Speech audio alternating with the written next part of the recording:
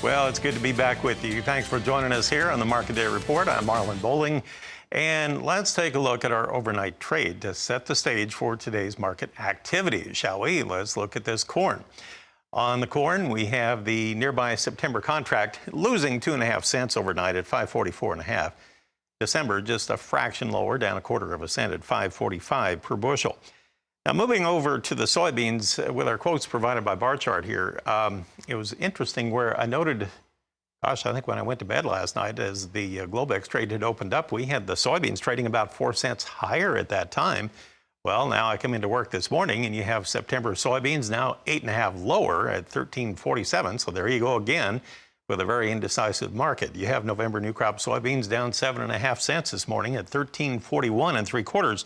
We'll talk about that more here in just a second.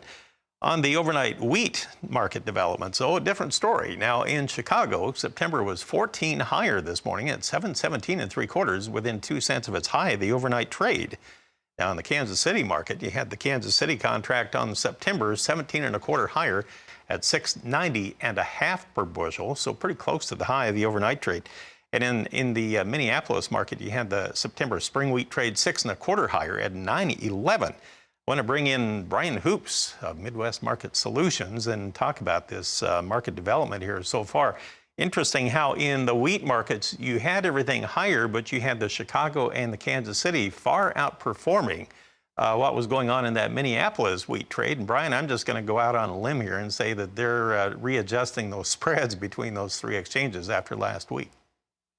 Hey, good morning. Good to see you again, Marlon. And we saw pretty big moves in the wheat contracts overnight. Now, there was some news over the weekend. ICAR, which is a government reporting agency in Russia, lowered the Russian wheat crop estimate to about 81.5 million metric tons. The USDA in the last report was at 85. So it's a significant development that they see some crop problems within the Russian wheat crop, and that means that they will be unable to export as much as they normally do. In fact, the last several Egyptian wheat tenders, we've seen it filled by the Ukraine and Romania and not Russia. They're kind of backing out of the market. And there's hopes that that could lead to some U.S. business. In fact, there was an Egyptian tender late Friday, and we'll have results announced hopefully today.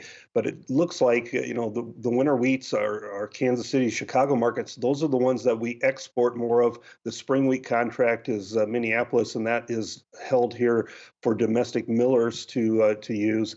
And that is why I think we're seeing such gains in the Chicago, Kansas City market against Minneapolis. Plus, we're hearing better demand trends for winter wheat as millers want to blend that winter wheat with the spring wheat contract to try and to get quality levels to a certain point. Plus, there's a financial incentive for them to do that, with Minneapolis so much higher than where the Kansas City is. So there's a kind of a growing fundamental demand base here for the winter wheat contracts. All right, Brian, I want to talk about something, and I'm going to jump into the green screen here, the big picture, if you will. I haven't had a chance to do this for a while, and talk about something that is the talk of the trade right now.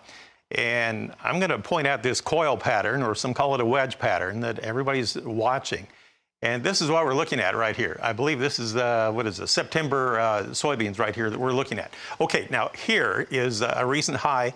And you can tell it sold off after we had some rains. Then it came back. Well, maybe the rain wasn't as much as they thought. And then it came back up. And then it went down after more rain. And then it went back up. Maybe the rain wasn't as great. Well, anyway, you keep making lower highs all the time, and you keep making higher lows. So you can tell that you just make this wedge formation.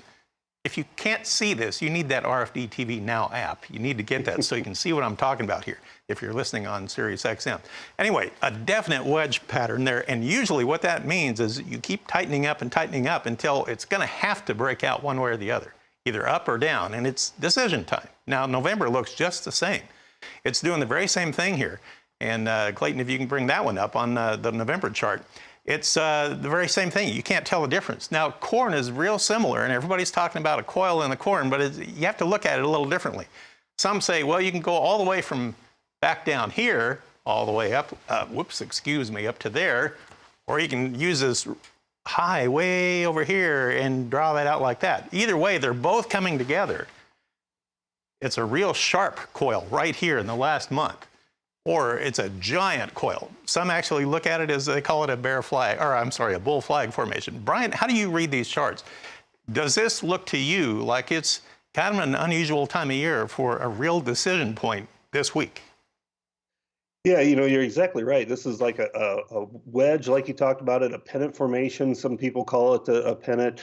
The old theory is at one point it's going to break out either to the upside or to the downside, and you should have a pretty sizable move. And you can measure that move from the high point of your wedge minus the low point, and add that to your breakout, or subtract it, depending on which way we break out. But a lot of our producers we work with are hoping we break out to the upside on this because their crops is suffering because of some dry conditions and maybe in the heat. But also there's a lot of producers that are telling us crops are looking pretty good, maybe better than what would be expected given the lack of moisture that we've had in some areas this summer. So yeah, it's kind of decision time for this market. It's going to have a technical breakout one way or the other, and we should know here very soon which way that market wants to go.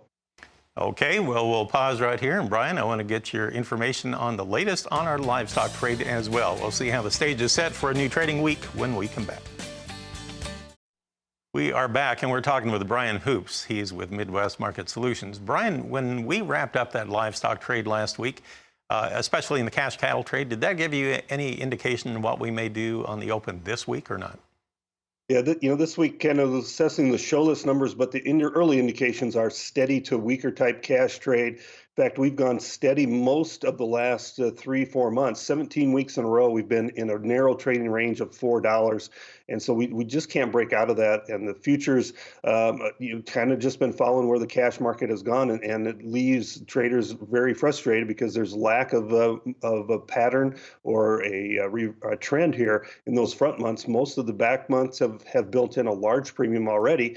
And we've been talking the last couple of weeks about doing some marketing and hedging in case the industry starts to slow down as we increase awareness of COVID and more mass mandates seem to be popping up all the time. Okay, so we did wrap up with let's go with October live cattle 95 lower Friday at 127.20. On the feeder cattle side, we had the September 15 lower at 161.80, just for a point of reference here. And on the lean hog, we wrapped up last week with October 95 lower at 88.02, and that's where we'll start the day today. Good to talk with you, Brian. Thanks for the help. Brian Hoops of Midwest Market Solutions. Janet, back to you.